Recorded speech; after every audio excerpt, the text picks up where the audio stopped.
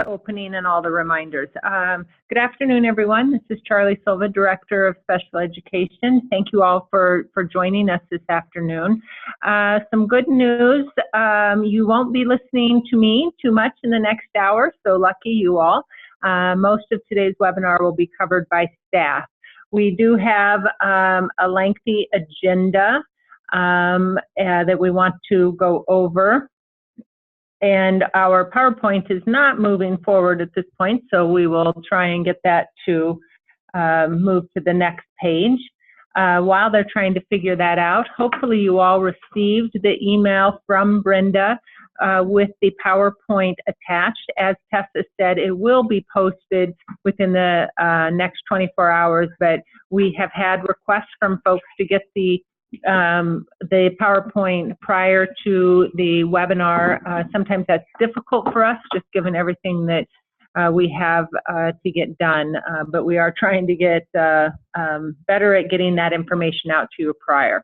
So looking at the agenda, we have some important timelines and processes we need to go over regarding data and reporting, an update on Medicaid and the extended content standards.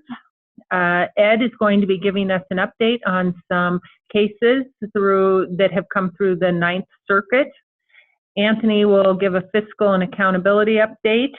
We'll talk about early childhood, and then we will end with talking about the Transition Institute. So at this point, I'm going to turn it over to Elisa Fuchs, and she is going to talk to you about some timelines that are fast approaching. Elisa? Thank you, Charlie. Still having some.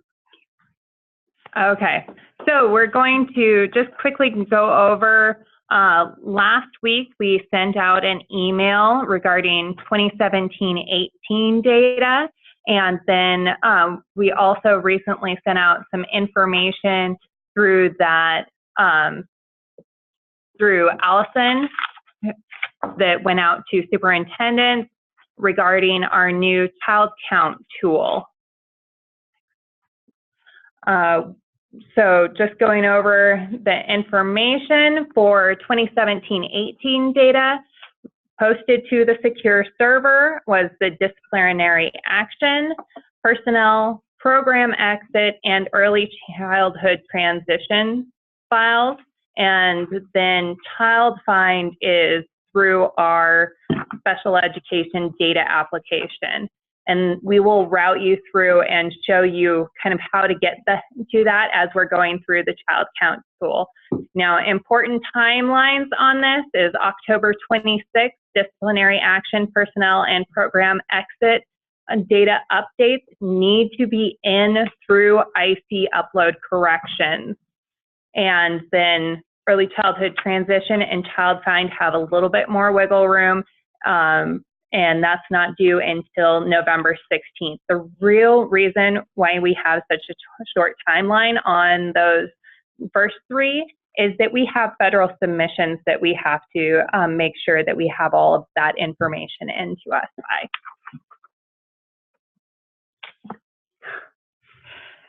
So disciplinary action, we focus that data set down to just those few areas: in school suspension, out of school suspension, expulsion, removal by hearing officer, and unilateral removal to interim alternative education setting.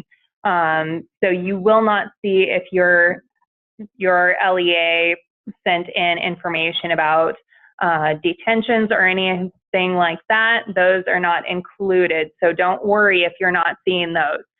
You're going to want to first go through and look at that column A for your data notes and to see if in our preliminary analysis, if we saw any kind of glaring things to look for. And that information, again, will be updated through a June 2018 correction to your IC file upload.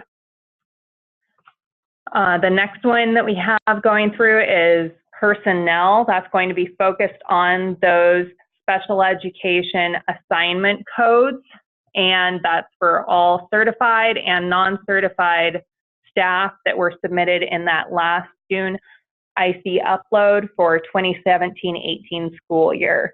Again, if you need to make any changes to those, it will be through that correction of the June IC upload. You'll review again in that column A for any data notes.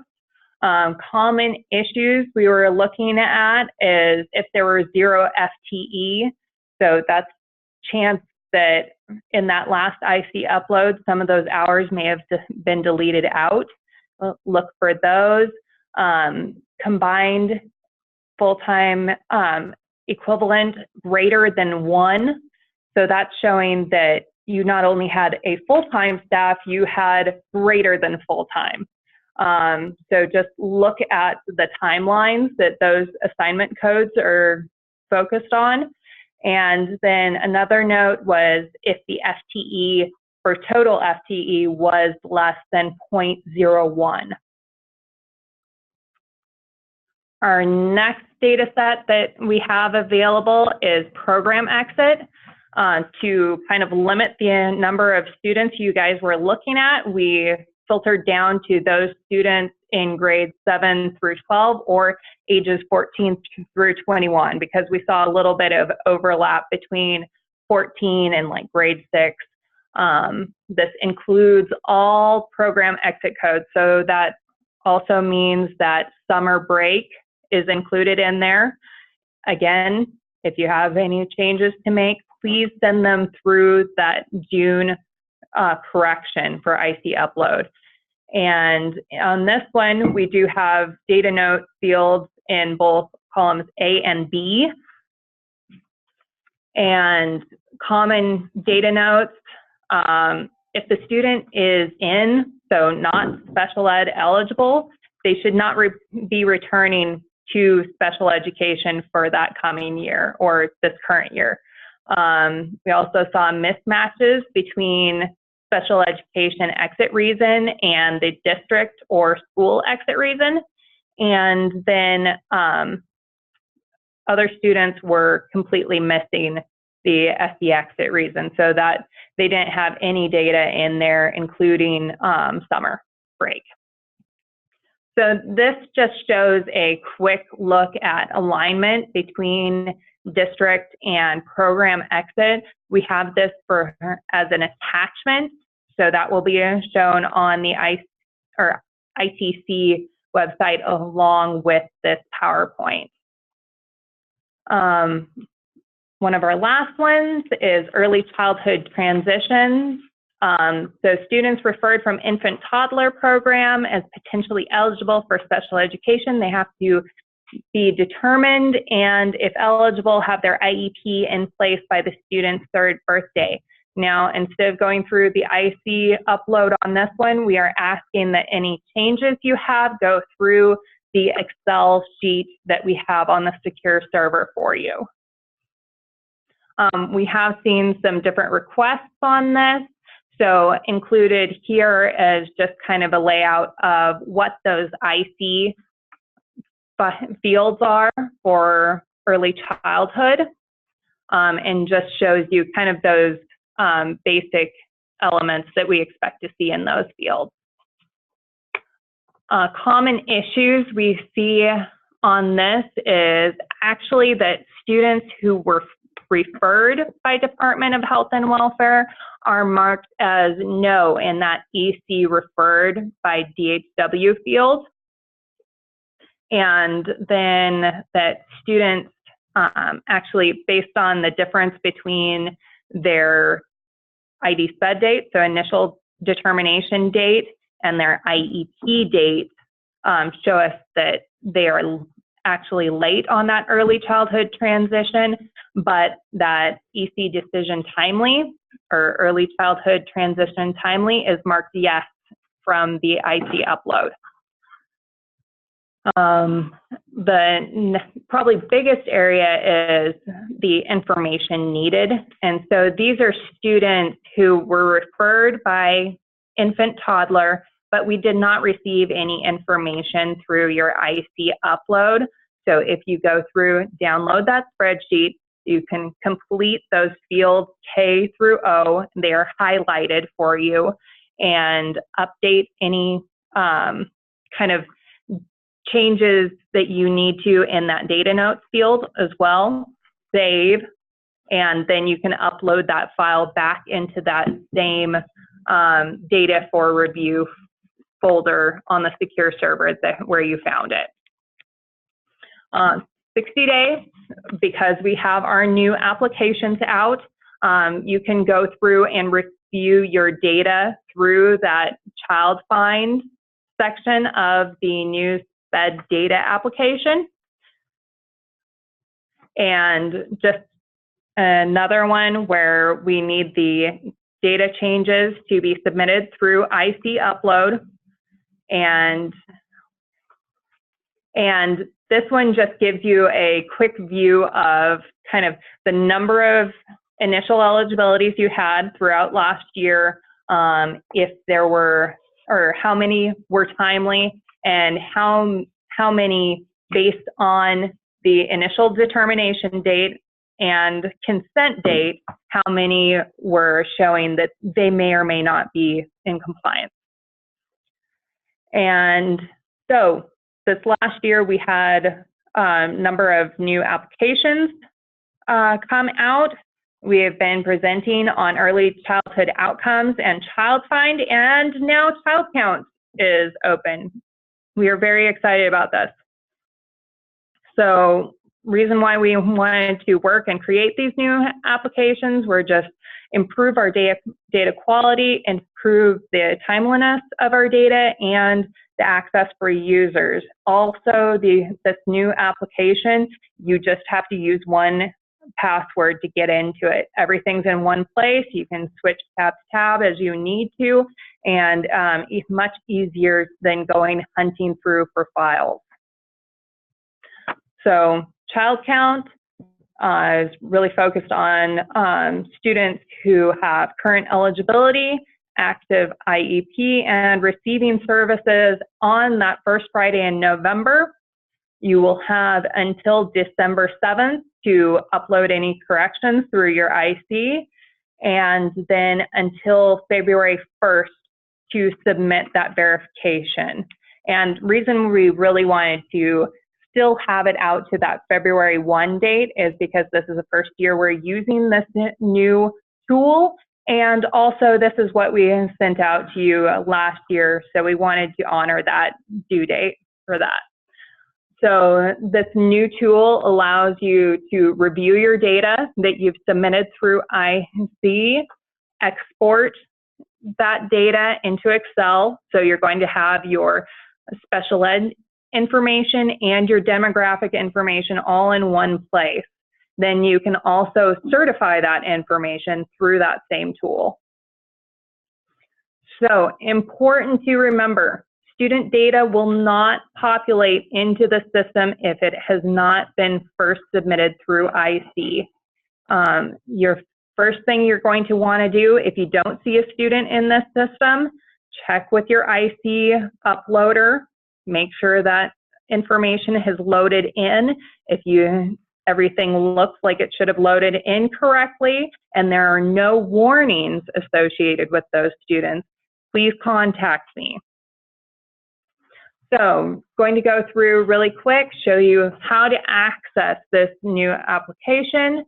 You're going to first go to the State Department of Education website, go to Special Education, then select Resource Center.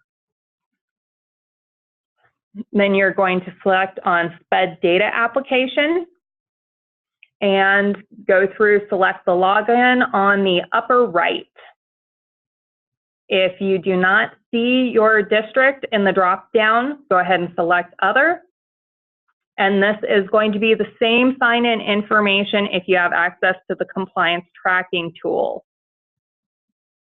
So then from there, you're going to select on child count. There you can see that the same application has the sections for early childhood outcomes, child find, and child count. There just gives you kind of an at-a-glance description of all of the information that this is a federal requirement that we have to submit. and that we have to have certification from you as LEAs. And then once you go into the report section, you see just a quick summary of your data by disability category. So that's your first opportunity to get a gist if all of your information submitted accurately through IC. This thing gets you that first look opportunity to say, okay, I know my student count, I know what numbers I should have on my disability categories. Is this the same as what I think it should be? So from there, you're going to select download child counts, and then it's going to pop out that export to Excel. If you see a lot of pound signs in cells, that just means that you need to expand the field out all the way. So like I said, you're going to be able to see the students' demographic information alongside their special ed information.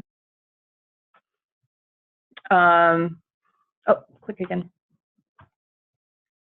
So now to certify, you just have that nice little button. Once everything looks good, you can press that button. And then it shows you documented that you have certified, that it has whatever your login, email, certification date, and which district. Now, once that is completed, you will be able to download your certified report, and it will stay in the child count tool. So next year, if you're going through, need to have your certified child count for your funding application, you can go through and download that again. Things to look out for as you're going through, if you find you have warnings, probably most common warnings are disability category. So SLD is for only ages 5 through 21. Developmental delay is ages 3 through 9. And this is age specific to the date of child count. And so first Friday in November is what you're going to be looking for. And that coincides with the last date of that IC November collection as well.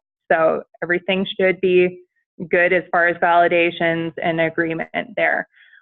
Incorrect environment codes, really look and pay attention to those age 3 through 5. It doesn't care about what grade level. So a kindergartner who is age 5 at the date of child count is going to use those early childhood environment codes. Other area, incorrect grade level, you should be only using grade level NG or no grade for students who are enrolled in private school and on a service plan, and kindergarten age eligible or greater. If you have a student who is not kindergarten age eligible, you are going to want to list those as pre-K, because you want to be able to list those minutes per week for that preschool FTE equivalency. And that is all I have. Thank you. That's all. That was a lot. Thank you, Elisa. That's really good information. I know it is a lot of information, but please remember, everyone, that this is recorded and you will be able to listen to the webinar in 24 hours. We have a lot still left on the agenda, so we will be answering your questions when we get through all of our agenda, and then Elisa will come back and answer the questions. So at this point, I'm going to turn it over to Dr. Karen Striegel, and she's going to give us an update on Medicaid and extended content standards. Karen. Good afternoon, everybody. The first thing I want to talk to you about are some proposed changes to Medicaid school-based services rules. And so the first one you see here is, you can see I've got a DAPA rule there. And this is a new definition related to the PRA credential, the Certificate of Certification in Psychiatric Rehabilitation based upon the primary population with whom the individual works in accordance with the requirements set by the PRA. And on the next slide, there's a tiny URL that will be easier for you to type in, and it's a link when you download the slides. If you want to go and see the true red line, so this is the first one, and that's a proposed rule. Will you go to the next slide, Brenda? Okay, so there are also proposed rules related to CBRS, which will now be called Skills Building / CBRS. And this change is, these changes are kind of tied to what's going on with the YES project, but it's also to align CBRS services with how they're described and implemented in the community. So the first one there is about the student eligibility, about participant eligibility. The second one about coverage and limitations. Then there's two that are about provider qualifications, and those get kind of long and sticky, which is why they are not on this slide. And in a second, I'm going to ask Brenda to go to the website. The link is right there so that you can see what they look like. But Angie is the queen of this, and if you have specific questions about any of these proposed rules, you should call her. She knows them inside and out. And you know what? I had a slide about the open meetings, and I think that I deleted it. Wait a minute, is there? I think I did. So, but if you go to if you click the link, it'll show you. Will you go to the link, Brenda? How embarrassing. You mind if I scroll for a minute? Go ahead. It's right there. It's all there. Yeah. It's all there. Yay! So you can see here, they're having a public meeting on these proposed rules on October the 24th. It's live. If you want to do it face-to-face, don't you hate it when you have to recover your information and all this stuff happens automatically? Anyway, the meeting is at, sorry, y'all. Okay. If you want to go to the live meetings, it's the live meeting is 3:30 to 4:30 at the Medicaid office over on Elder Street. There's a simultaneous video conference. If you're in Southeast Idaho, in Eastern Idaho, you can go to the Medicaid office that's at 1070 Highline Road. And if you're in Northern Idaho, of course, it's going to be 2:30 to 3:30 for your Pacific time. And you can go to the 1120 Ironwood Drive, the Northern Idaho DHW office, to participate in those public hearings about the proposed changes. Will you scroll a little bit, Brenda, there, till we get to some red? Okay, so here you can see is that first proposed change, the definition of the PRA credential. All right, if you'll keep scrolling. Now we get into the participant eligibility for skills building community-based rehabilitative services. So part of it is adding, you can keep scrolling, is adding skills building to CBRS services. You see a couple of little editorial changes. This one is about the services, so that these skill building CBRS services are designed to build competency and confidence while increasing mental health and or decreasing behavioral symptoms. It talks about what it provides. So skills building CBRS provides training in behavior control, social skills. You can see that. It removes a little bit of language that is not relevant anymore. Okay, all right, so thank you, Brenda, if you go back to the slides.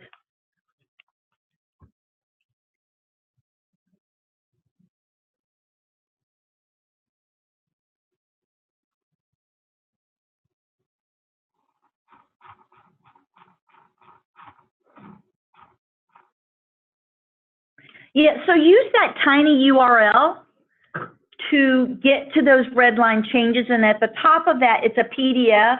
At the top of that PDF is the information about the public hearing on October the 24th. Next. So I want to talk a little bit about the extended content standards. I've gotten a few emails recently, and so I want to clarify.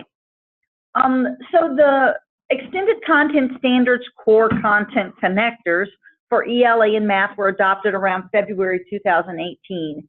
The Science Extended Content Standards / objectives, those have not changed. These are the standards on which students are assessed on the alternate assessment. The exciting news is that they've all been posted on the Idaho Content Standards page under each content area to find those. These are the standards which students with significant cognitive impairments who would participate in the alternate assessment, these are the standards to which they should be instructed and on which they're going to be assessed. So they should be used for standards-based IEPs for students on the alternate assessment. I also got a question recently related to whether or not we will have the breakdown of the standards like we have for the science content objectives, where there are different levels of complexity. The answer is no, that's not going to happen.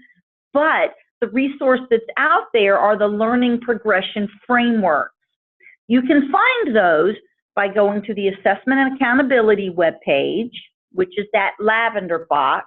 Then you scroll down once you're in Assessment and Accountability to the Special Education and Alternate Assessment webpage. You scroll down a little bit under Resources, and then there's a drop down, like you see on every other page, to find them for each content area. I'm going to be talking about the extended content standards in ELA and math, and standards-based IEPs for students on alternate assessments, and the learning progression frameworks at the trainings I'm delivering around the state that start in Lewiston on Tuesday, October the 30th. So everybody who's registered is going to get this information face-to-face across the state. And I will then be putting all of those resources from the training on the Idaho Training Clearinghouse, so that those who are unable to attend will be able to get this training. All right, thanks, Karen. A couple of things. For those of you that are going, what? The meeting is October 24th, that's just 2 days away.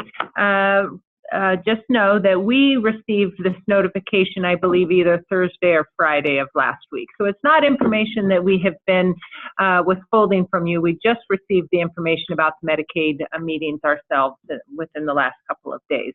That's the first thing. The second thing, as Karen mentioned, she's traveling the state to provide quality training regarding the extended content standards. This training is designed for teachers, and we are, as she said, she'll be traveling the state, so it's critical that you have your teachers participate in the training. I know that's always difficult to get subs, but we decided to break the training into half so that you could possibly share subs if needed, if that works for your district. But either way, please seriously consider having your teachers attend that training. Next up is Ed, and Ed is going to give us updates about things going on in the world of dispute resolution, and then take some time to highlight some cases. Ed? Thank you, Charlie, and good afternoon. So I have two things, two different things. One is our year-to-date request for facilitations and complaint investigations. The slide says 51, we're now at 52 this afternoon. Involving 34 districts, and parent and district requests are equal. That means out of those 52 requests, 26 requests came from parents, 26 of those requests came from districts and or parents collectively. Last year we had 41, so we're delighted with the district's willingness to participate in facilitation. Just as facilitations are up, complaint investigations are up as well. We've had 11 requests for complaint investigations. We've finished one of those and have founded allegations in that complaint. 2 of those complaint requests were determined insufficient. We had 4 complaint investigation requests at this point in time. Last year, those 11 complaints have involved 10 school districts. So that's where we are in terms of dispute resolution. The Pacific Northwest Law Conference was held a couple weeks ago and is a Ninth Circuit focused case, and there's one significant Ninth Circuit case that is a post-Andrew F. case where the court has some very interesting language indicating that the IEP is reasonably calculated to remediate and, if appropriate, accommodate the student's disability so that a child can make progress in the general education curriculum, taking into account the progress of his non-disabled peers and the child's potential. This case, just looking at that raw language alone, might be troublesome. This case has gone up to the U.S. Supreme Court. The U.S. Supreme Court has denied review of this case, so this language is now the law in the Ninth Circuit. So hearing officers in district court are going to have to reconcile this Ninth Circuit language with the Andrew F. standard. But subsequently, in another case that happened after the case with the troublesome language, the Ninth Circuit observed that Andrew F. did not modify the Rowley standard. So we have inconsistent case decisions in the Ninth Circuit. That shouldn't surprise you because it's the most litigated IDA circuit in the nation. So if that's not enough, we have two district court cases since Andrew F. One was a Colorado case, interestingly enough, out of the same district that Andrew F. came from, where significant progress toward goals, but not achieving the goals, did not amount to a FAPE violation. This case has since been resolved. I don't think it's going to get to the Ninth Circuit itself. Hawaii, which, as you may know, is a hotbed of litigation for parent participation, the Hawaii School District was found to deny FAPE when the district instructed its paraprofessionals and behaviorists not to talk to the parents. Shouldn't surprise you that that was the Ninth Circuit's decision, that that was a denial of FAPE.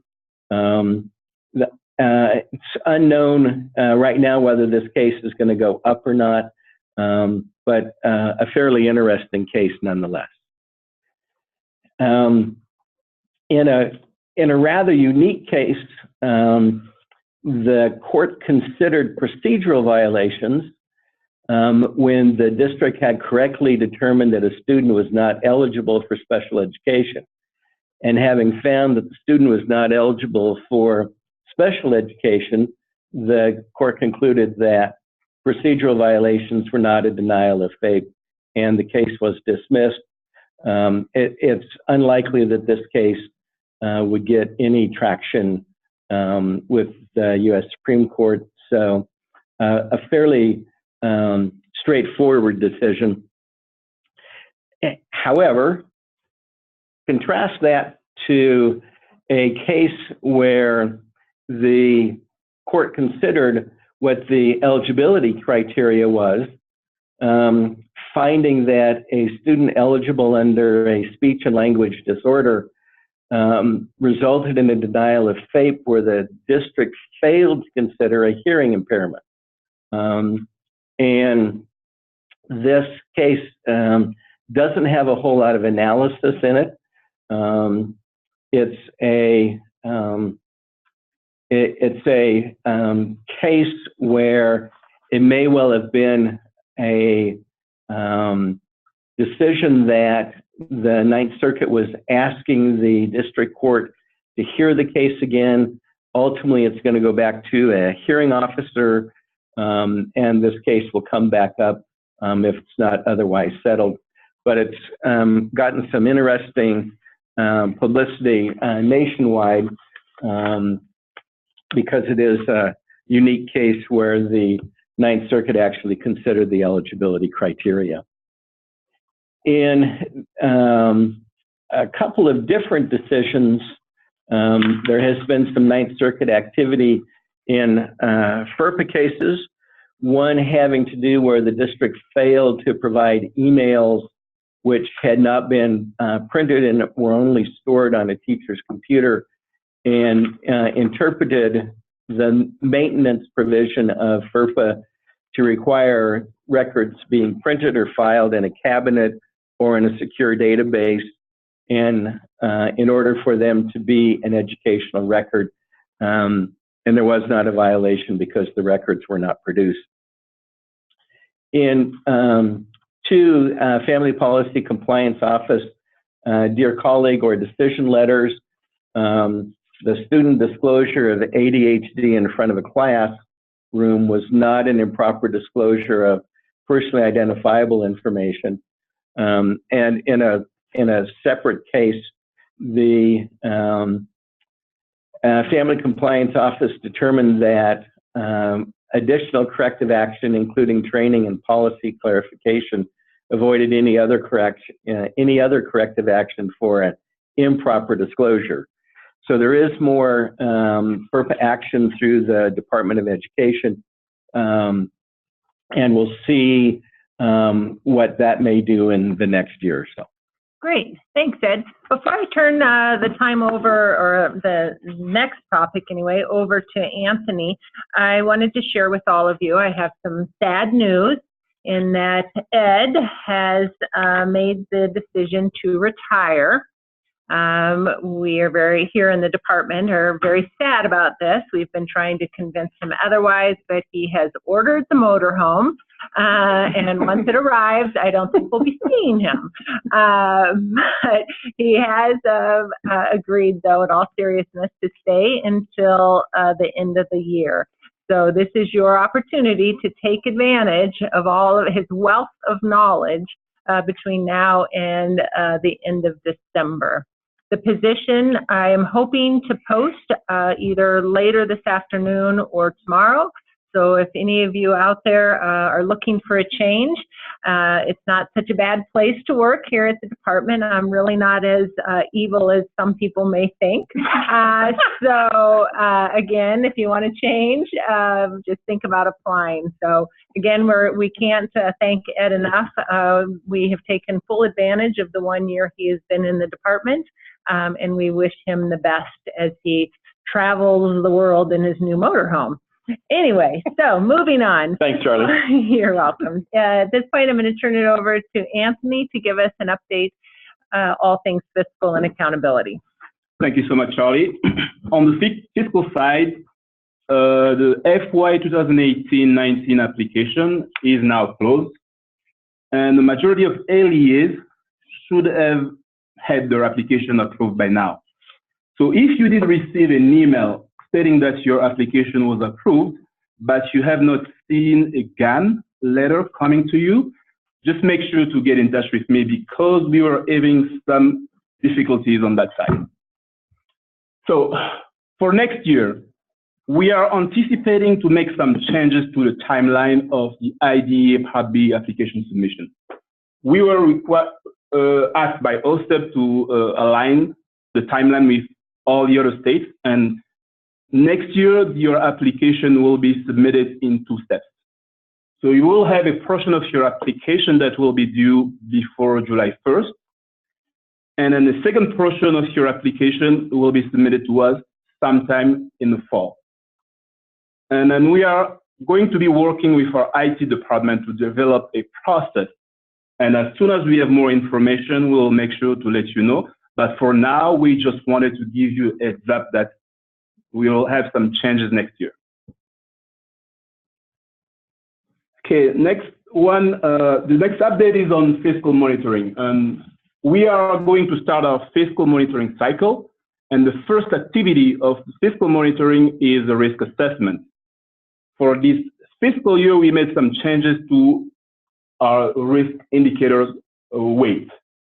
As you can see in the slide, the first change involved the staff turnover risk indicator. Last year, each of them had a weight of 6 out of the total 60 points that LEA could potentially get during the assessment. And then based on the feedback we received from stakeholders and some of our TA Center, National TA Center, we made some revisions.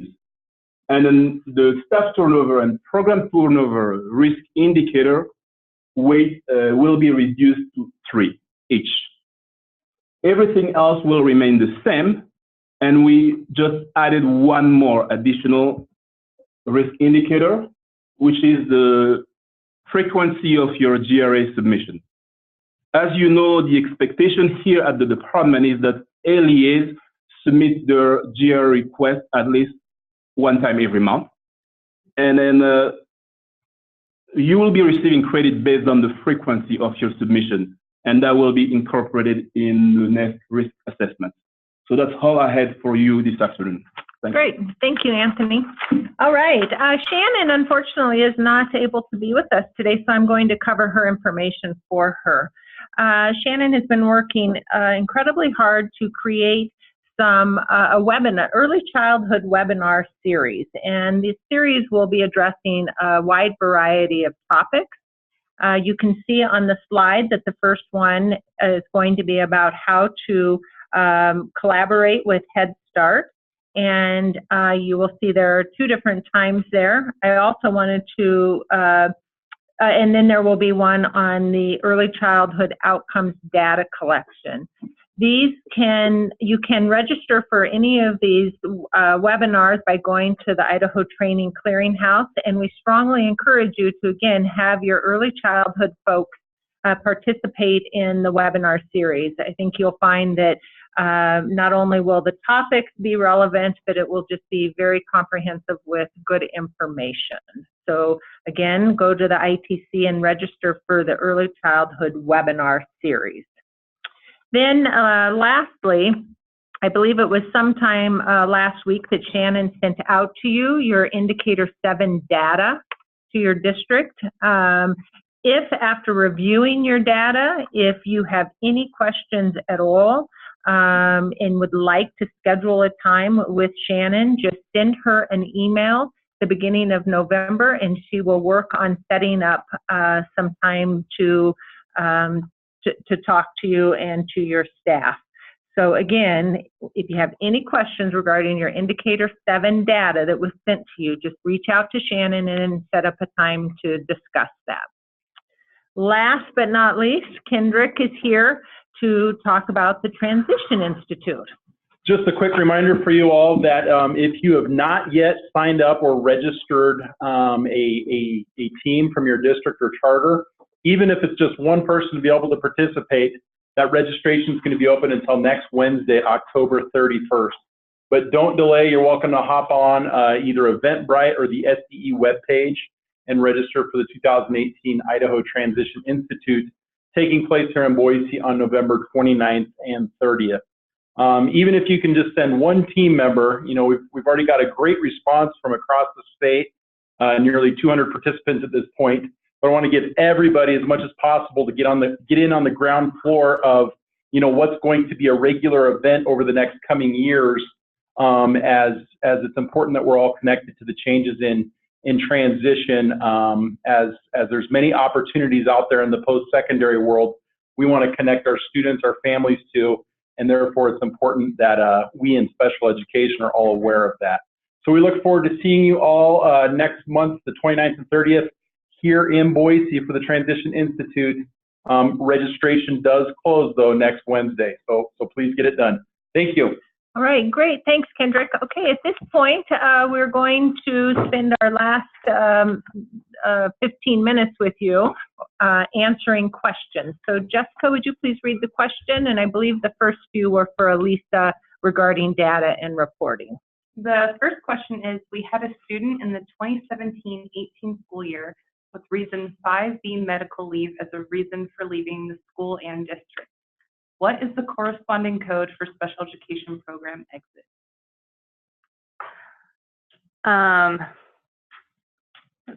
Can we pull up that page? Back to the. Yeah, back to way back. Yeah. Close your eyes. We're not wanting. Yeah. We don't want to make everybody dizzy. Yeah, there. Okay.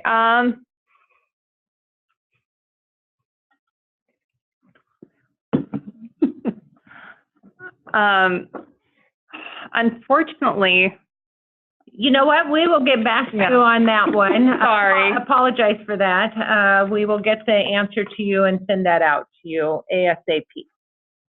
The second question is, if a student was on summer break, code 12 for exit, then I should not have entered N for special education eligibility, correct? so that special education eligibility is really saying if the student was eligible for services or not. So if a student is marked N for eligibility, then I shouldn't see them coming back for services. Now, if that was incorrectly entered, then you will want to go through, update that back to eligible, and resubmit for that June 2018 upload. And just so you all know, I am putting Elisa on the spot. So if the question, if we need time to research, then that's what we're going to do instead of just giving you an answer. So we'll try the next one, and we'll either give you an answer or we'll get back to you. For making corrections to the June 2018 IC upload, mainly for child find, are there any special considerations for students who were enrolled in our district in June 2018 but are no longer in the district? This is one that I know I'm going to need to check with our IC folks down with our IT team. So I will need to get back with you on that one. Next one is for Karen. When do the proposed Medicaid changes go into effect? That's a good question. They're proposed changes and they have to go through the legislative process this year. And so Yep, thanks, Karen. Yeah, so they are proposed rules, so they are taking comments at this point. They may be making some changes to those proposed rules, but the goal is to present those to the 2019 legislative session. And if they go through, then they will go into effect after that session is completed. If I need to remove a team member from the registration on the Idaho Transition Institute because they can no longer attend, how do we do this? Just reach out and contact me, Kendrick.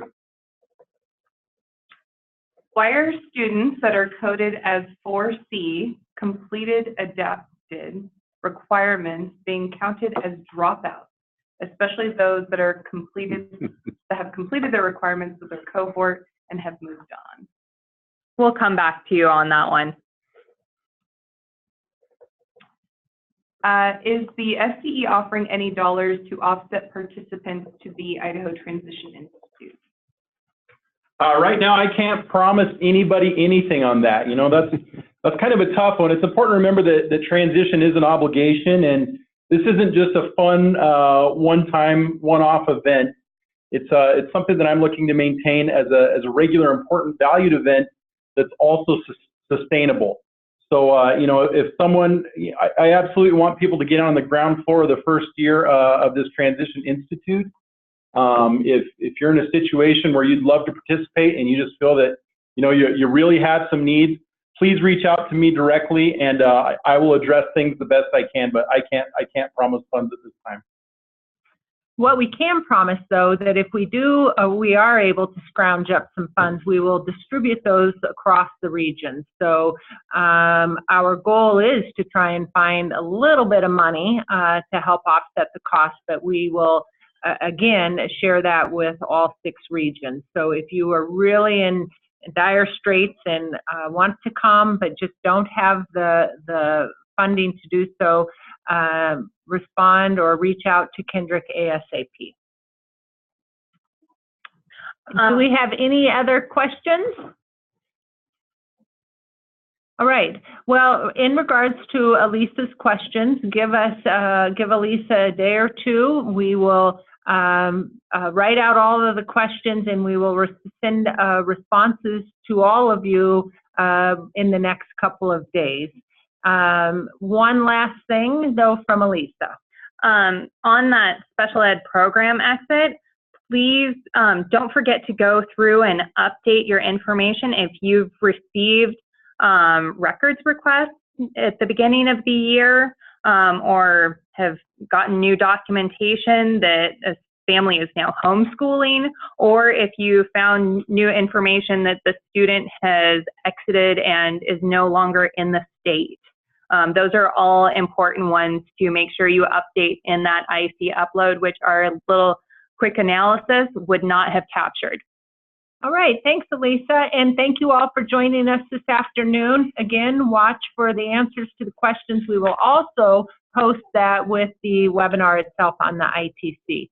Have a great afternoon and enjoy this beautiful fall weather. Thanks.